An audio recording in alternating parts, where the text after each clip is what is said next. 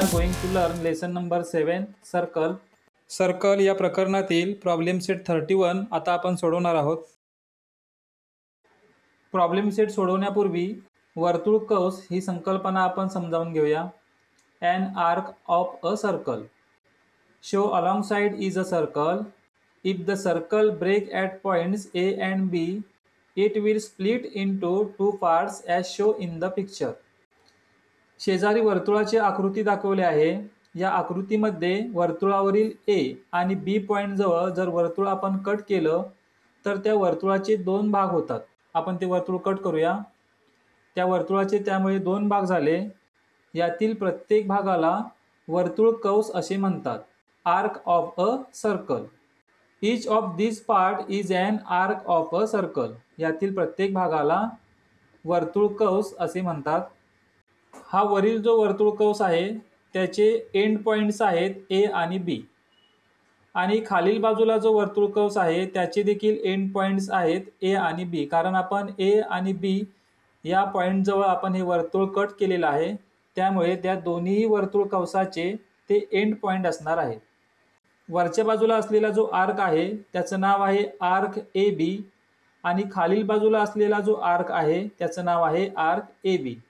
परंतु ते दोन्ही आर्क वेगळे दर्शवण्यासाठी आपण आणखी त्या वर्तुळ कंसावरती पॉइंट घेऊया. खालील बाजूला असलेल्या वर्तुळ कंसावर सी पॉइंट घेतला आणि वरील बाजूला असलेल्या वर्तुळ कंसावर डी पॉइंट घेतला. आता आपल्याला या दोन्ही वर्तुळ कंसांची नावे सांगताना वरील वर्तुळ कंसाचं नाव आहे आर्क ए डी बी आणि खालील बाजूला असलेल्या वर्तुळ कंसाचं नाव आहे आर्क ए सी बी. अशा प्रकारे 3 अक्षरांमध्ये आपल्याला त्या वर्तुळ कंसाचं नाव सांगता येतं. Each arc A D B and arc A C B. आता आपण प्रॉब्लेम सेट 31 सोडवूया. In the figure given alongside points S L M and N are on the circle. Answer the question with the help of the diagram. शेजारील आकृतीत वर्तुळावरती S L M N हे बिंदू आहेत. आकृतीच्या आधारे विचारलेल्या प्रश्नांची आपल्याला उत्तरं लिहायची आहेत. त्यातील पहिला क्वेश्चन आहे write the names of the arc with the end point S and M. ज्या कंसांची टोके एस आणि एम आहे त्या कंसांची आपल्याला नावे लिहायची आहेत. आपण एस आणि एम या पॉइंट जवळ हे वर्तुळ ब्रेक करूया. आता आपल्याला या आकृतीमध्ये दोन वेगळे कंस दिसत आहेत. त्यामधील पहिला आर्क आहे आर्क एस एल एम आणि दुसरा आर्क आहे आर्क एस एन एम. आपण त्याचं उत्तर लिहूया. Arc S L M and arc S N M. आता आपण दुसरा क्वेश्चन पाहू. Write the names of the arc that point L and N. ज्या कंसाची टोके एल आणि एन आहेत त्या कंसांची नावे आपल्याला लिहायची आहेत. आपण समजण्यासाठी एल आणि एन या पॉइंट जवळ हे वर्तुळ ब्रेक करूया. आता इथे दोन वेगवेगळे कंस आपल्याला दिसत आहेत. त्यातील पहिल्या आर्कचं नाव आहे आर्क एल एम एन आणि दुसऱ्या आर्कचं नाव आहे arc L S N.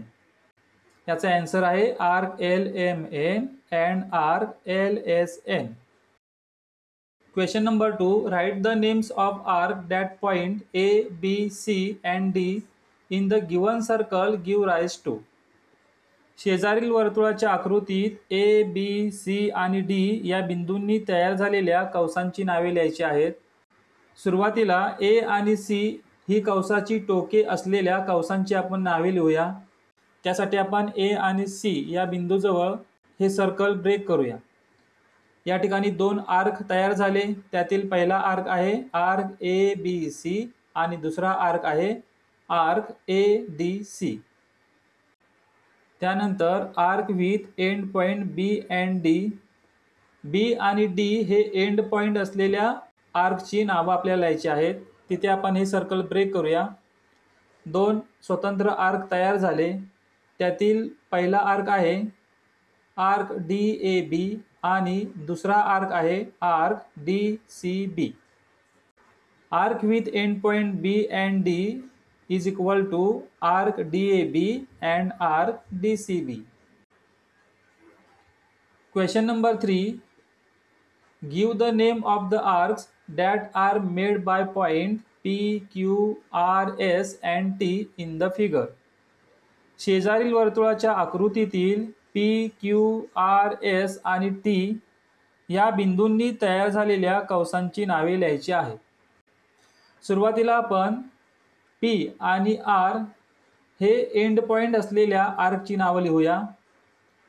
P आणि R हे एंड पॉइंट असलेल्या आर्कची नावे आहेत आर्क PQR आणि खालील आर्कचं नाव लिहिताना मध्ये 2 पॉइंट आहेत. यापैकी कोणताही जरी पॉइंट घेतला तरी ते त्याच आर्कचं नाव असणार आहे.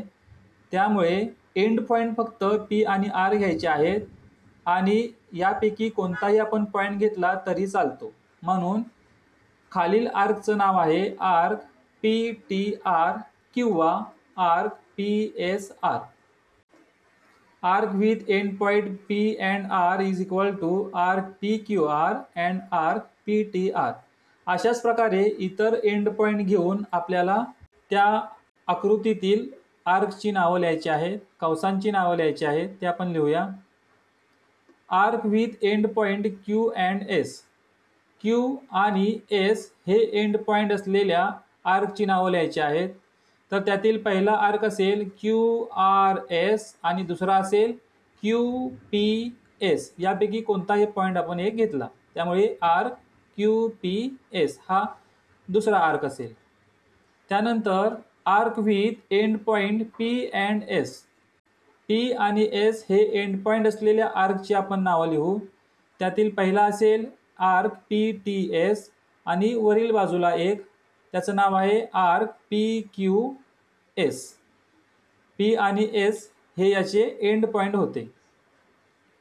पुढे arc with end point Q and T. Q आणि T हे आता एंड पॉइंट असणार आहेत.